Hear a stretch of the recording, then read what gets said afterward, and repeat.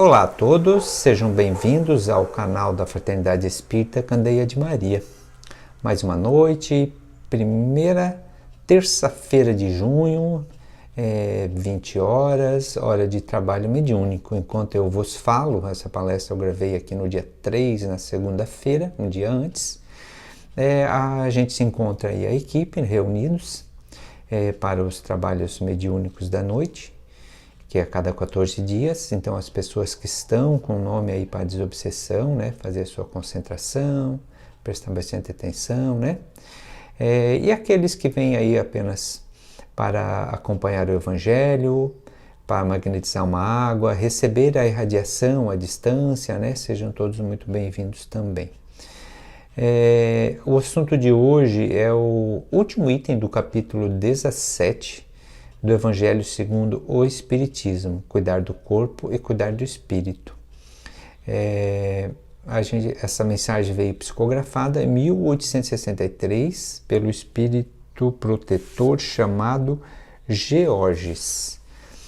Então, Georges nos diz que tem 3 tipos de pessoas, né? Ele vai dividir em uma média em 3 partes de pessoas que acabam não entendendo essa cuidar do corpo e do espírito, que não cuidam do corpo e do espírito. 3 classes. Aí é lógico que vai ter as pessoas que cuidam, então ele não vai falar dessas, ele está falando agora para aqueles que ainda não cuidam do corpo e do espírito e dessas 3 classes. Então a primeira classe seriam os materialistas, acreditam apenas na matéria, apenas no corpo. A hora que o corpo morreu, o cérebro desligou, não existe mais nada, acabou. E essas pessoas acabam então cuidando muitas vezes apenas do corpo mesmo, porque elas não acreditam em nada além depois disso. Então existe a segunda classe que também se prejudica, que é aquelas que entendem que existe, que acreditam que existe a vida após a vida, que o espírito permanece, mas que elas acham que o espírito é extremamente mais importante, mesmo quando estando encarnado. E aí elas acabam muitas vezes maltratando o próprio corpo, acreditando que maltratando o corpo elas vão ter, vamos se dizer, um desenvolvimento espiritual.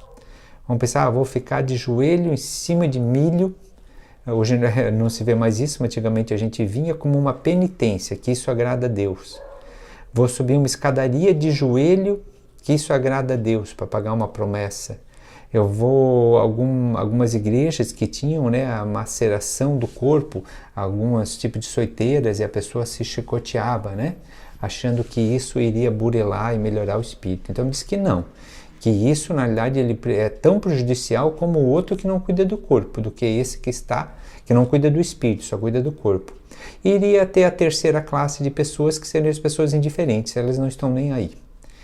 Não cuida do corpo e do espírito, não está aí. Ela simplesmente ignora o assunto e não quer saber.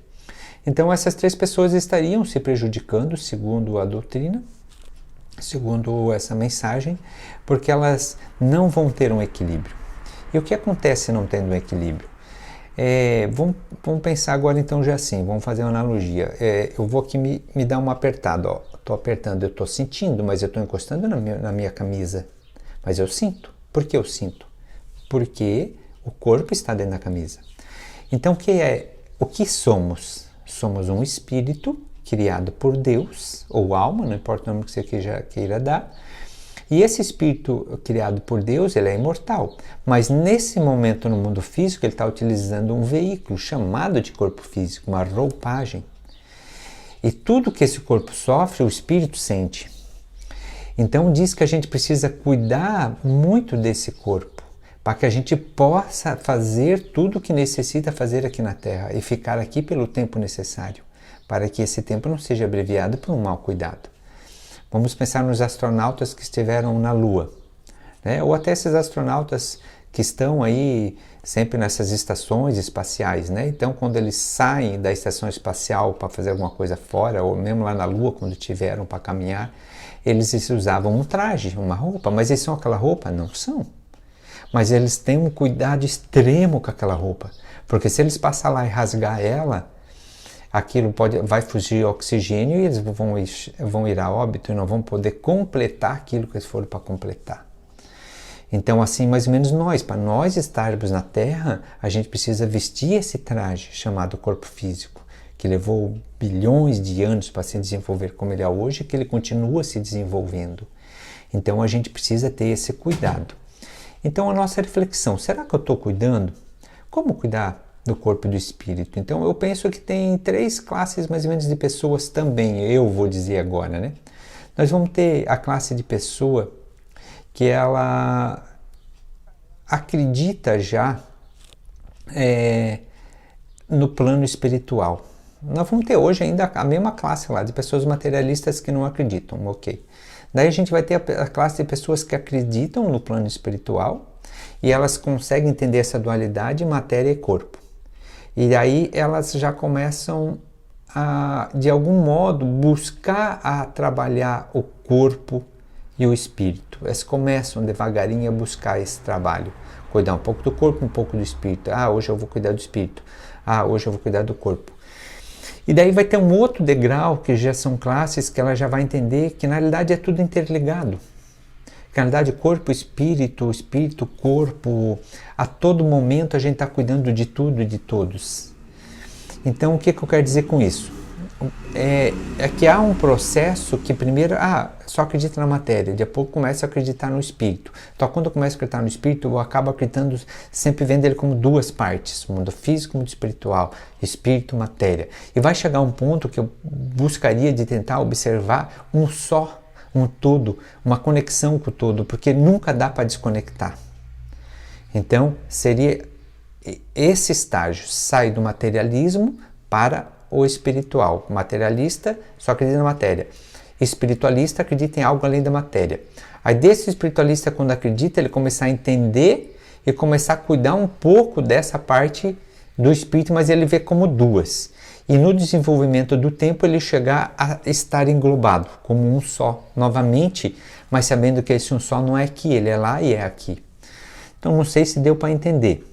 Mas eu acredito que vai dar para fazer uma reflexão ou pelo menos uma confusão naquilo que a gente já tem por ponto de partida.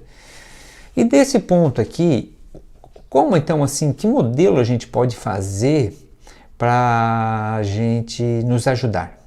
Para a gente cuidar do espírito então, né? Porque na verdade cuidar do espírito e cuidar do corpo, como diz aqui. Porque às vezes eu vejo que a pessoa ela dedica muito tempo para o corpo, não dedica tempo praticamente para o espírito, ela há essa dualidade, ela separa, mesmo sabendo que existe o plano espiritual, mas mesmo dedicando muito tempo para o corpo, ela não cuida do corpo. O corpo está extremamente doente.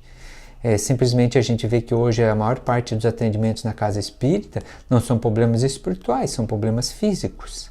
Só que nos físicos a gente vai considerar doenças físicas, doenças mesmos, e a gente vai considerar as doenças psíquicas, depressão, transtorno de ansiedade, síndrome de borderline e vários outros processos, né? Síndrome de pânico, então vários fatores. E essa parte, ela vem do físico também, ela vem da parte do nosso modelo de vida, né? E daí essa parte emocional, ela vai começar também a afetar problemas físicos e doenças físicas que vão se manifestar pelos nossos quadros emocionais. Mas então, qual existe um jeito de mudar? Aí eu acho que, como no Evangelho segundo o Espiritismo tem Sócrates e Platão como precursores do próprio cristianismo e do espiritismo, e tem muita coisa parecida ali na filosofia, né, socrática e platônica, com o que o próprio Cristo ensinou e o espiritismo. Sócrates tinha uma maneira que era para ensinar algo, primeiro ele desconstruía aquilo que a pessoa já sabe, ou aquilo que ela acha que ele desconstruía. Seria quase como assim, você chegou com um copo de chá e eu tenho uma xícara de café. Eu queria um café. Então, eu primeiro preciso esvaziar a tua xícara de chá, teu copo, para daí poder botar o café. Então eu vejo que, por que a nossa sociedade está tão adoecida? No Brasil ele lidera aí questões de ansiedade do mundo, né? Questões de depressão, o suicídio está extremamente avassalador, né? Como uma pandemia no mundo que não é nem tão comentada, mas são coisas extremamente agressivas que está acontecendo hoje com a nossa sociedade. Por que tanto? Eu acredito que então a gente precisaria desconstruir alguns chavões que a sociedade nos coloca, que a gente nasceu nesse meio e a gente tem como verdade. Por quê? Porque sempre foi repetido. A gente vê isso em todos os lugares, a gente vê isso às vezes em discursos religiosos, a gente vê em escola, em academias, em meios sociais, às vezes em paz, né? E eu vou aqui lembrar de algumas frases que, no meu entendimento, não são corretas. Uma delas é: o tempo é dinheiro. Então, eu acredito que a maioria das pessoas já escutou isso, né? O tempo é dinheiro. O tempo não é dinheiro. A gente nem sabe o que é o tempo para definir o tempo, né? É o tempo aqui, eu estou contabilizando em 20 minutos que eu tenho o tempo para falar com vocês.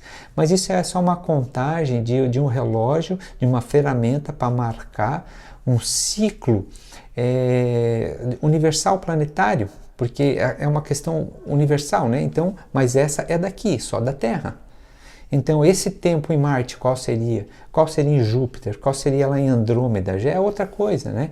Entende? Então, a gente acha que a hora é o tempo, mas o tempo só existe o presente, né? E o presente tem que ser bem aproveitado, e ele não é dinheiro. Porque se a gente assimila que ele é dinheiro, eu não posso nunca perder dinheiro. Porque daí daí eu não posso perder tempo, às vezes, com algo que não dê dinheiro, mas que seja prazeroso. E a gente tem a lei do trabalho e a lei do repouso. Qual é a lei do repouso? É 6 dias por um? Não, isso foi lá na antiguidade. Lá na antiguidade, quando foi necessário ser assim. Segundo os espíritos, a lei do repouso é as suas próprias forças. Mas hoje, a sociedade, do jeito que nos coloca, a gente esgota nossas forças, sabe? E daí a gente faz o quê? A gente toma remédio para nos melhorar o nosso projeto, o nosso esforço, a gente toma remédio para ficar acordado e remédio para dormir daí, né? Mas vou tentar não prolongar, que é um assunto bastante longo. Então, o tempo não é dinheiro. A sua evolução, o seu bem-estar, o seu ganho, vamos dizer, o quanto você evoluiu na sociedade, é medido pelo que você tem. Quantas coisas que você tem, qual o salário que você ganha. Isso não é o que você é. A sociedade nos coloca isso, mas não é. Nós somos o que nós somos, o nosso ser e não o ter. Então a gente precisa substituir um pouco do ter pelo ser. Aí uma outra frase que talvez também seja interessante a gente poder, algumas coisas de desconstrução. Eu estava analisando semana passada, uma pejorativa, a gente não pode ser orgulhoso. Daí, mas por que não pode ser orgulhoso? Aquele lá é um orgulhoso, ele é colocado como pejorativo. Mas ter orgulho é algo benéfico. Não você ter uma vaidade de se achar mais que os outros, mas você ter orgulho do seu cônjuge, de ser casado com o seu cônjuge, você ter orgulho do filho que você tem, você ter orgulho da sua mãe, você ter orgulho do seu emprego, você ter orgulho da sua disciplina, você se orgulhar pela tua conquista financeira e ser feliz e agradecer por isso. Isso libera energia, isso vai liberar uma dopamina, que é um hormônio benéfico para o corpo, porque ele te dá uma satisfação de ter orgulho em coisas que você alcançou, mas não sair aí de soberba, né? Então, assim, uma outra frase que se coloca, a pessoa é uma sem vergonha. Então, ter vergonha, ela é uma sem vergonha. Então, ter vergonha é algo positivo, é bom. É isso que a frase diz. Sem vergonha é pejorativo, com vergonha é legal. E também é um equívoco. Porque uma pessoa com vergonha, envergonhada, ela está para dentro, ela está liberando hormônios de medo, de constrangimento. E daí ela pode entrar em um processo de estresse. Diferente da pessoa alegre, feliz, que onde ela chega, ela leva alegria, entusiasmo. Não, mas a gente entende, a gente só fala por falar. Não, o teu inconsciente não entende, porque são paradigmas colocados para controle de massa. São coisas introduzidas como um meio hipnótico. Então a gente precisa ir se libertando de várias coisinhas e sermos um pouco filósofos, cada um. Mas não estudei filosofia, não importa. Filosofia é busca do conhecimento, é simplesmente quando aquilo que o mundo te dá, tu dizer realmente isso é isso ou realmente não é. É colocar em dúvida o meu próprio conhecimento. Aquilo que eu gosto. Por que eu gosto disso? É porque eu gosto ou porque alguém me disse que é bom? Então a gente tem vários... cada um vai encontrar alguns chavões na tua vida refletindo, será que isso realmente é verdadeiro? Outra coisa, o mundo é competitivo, você tem que competir, você entra na faculdade, deixa eu dizer, o teu amigo aí do lado vai ser teu concorrente no concurso, teu adversário, então tu tem que competir, tu tem que ganhar dele. E não é, então isso não é verdade? Não é verdade.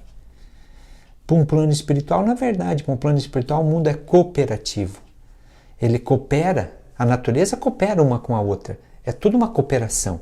Agora, se a gente quer competir todo dia, matar 7 leões, é lógico que eu vou ter que tomar remédio, é lógico que eu vou ter ansiedade.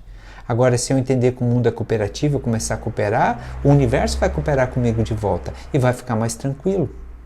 E daí, nesse ponto, que é onde vai ter uma união já. Percebe? Daí eu já vou estar cuidando do espírito e do corpo, porque eu não vou precisar estar separando a atividade na casa espírita da atividade do meu ganha-pão. Porque lá no meu ganha-pão eu vou usar a ética e a moral estabelecida, que eu aprendo, que eu estudo, no contexto filosófico cristão. E aqui na casa espírita também. Agora, se aqui na casa espírita eu usar a docilidade e lá fora eu usar a agressividade, então talvez eu não aprendi muita coisa. Então esses chavões a gente pode ir desconstruindo. Devagarinho, vagarosamente, mas tijolinho, tijolinho. Para que a gente possa nos melhorarmos num contexto racional, lógico. E quando eu falo racional e lógico, qual também é um fator que poderia me ajudar? É eu começar a estudar, eu começar a tirar um tempo para estudar sobre coisas do ser. Porque às vezes eu vou ter estudos apenas com o quê? Estudos apenas de coisas profissionais. Estudo para coisas materiais, ou às vezes eu nem estudo nada.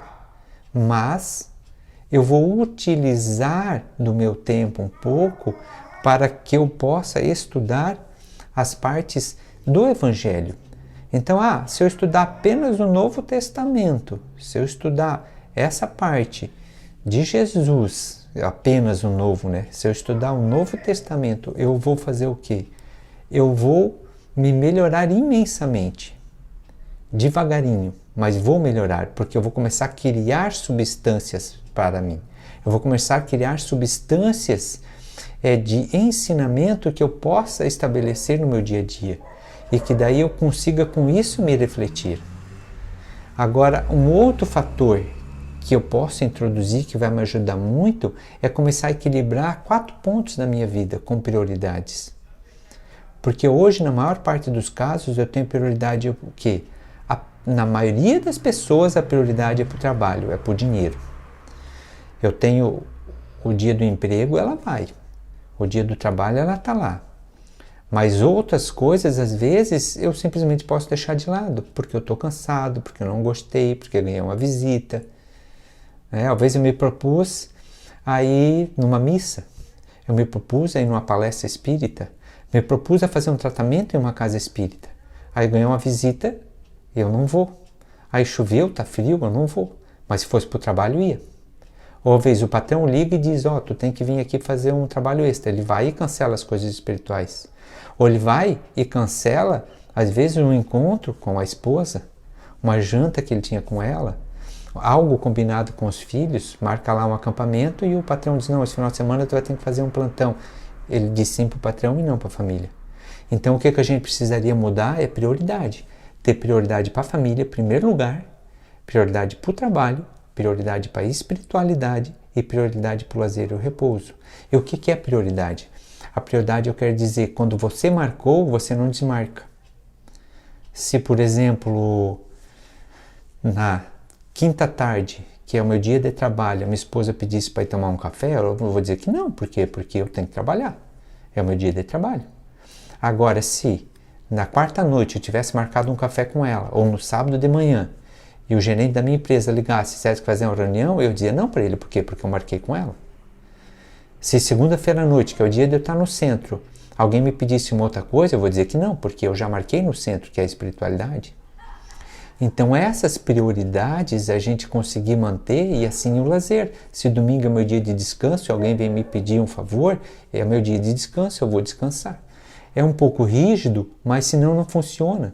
E se hoje eu estou conseguindo fazer um pouco dessa forma, é porque eu já desequilibrei. Eu já fui chamado a atenção, já foi me sugerido justamente isso que eu estou sugerindo a vocês, coloquei em prática e graças a Deus melhorou muito.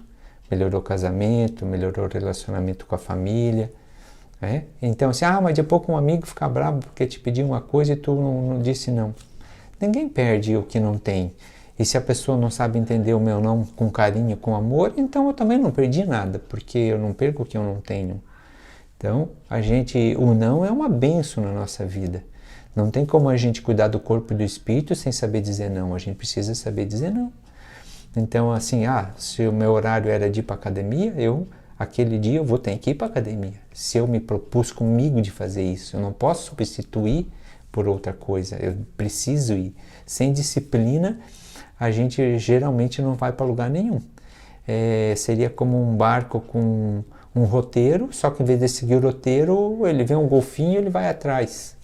Ele vê lá uma garça, ele vai atrás. Quando que ele vai chegar onde ele precisava ir? Né? Então, para a gente refletir, já dando o nosso tempo, né? Bastante informações. Não é aqui uma informação específica, tem que ser assim, tem que ser dessa forma. São conjecturas, são análises e reflexões que cada um, por si só, pode aí transformar em conhecimento ou não. Então, um grande abraço, agradeço a atenção de todos, fiquem com Deus e até a próxima terça-feira, quando um novo irmão aqui da Fraternidade vai estar fazendo a reflexão do dia.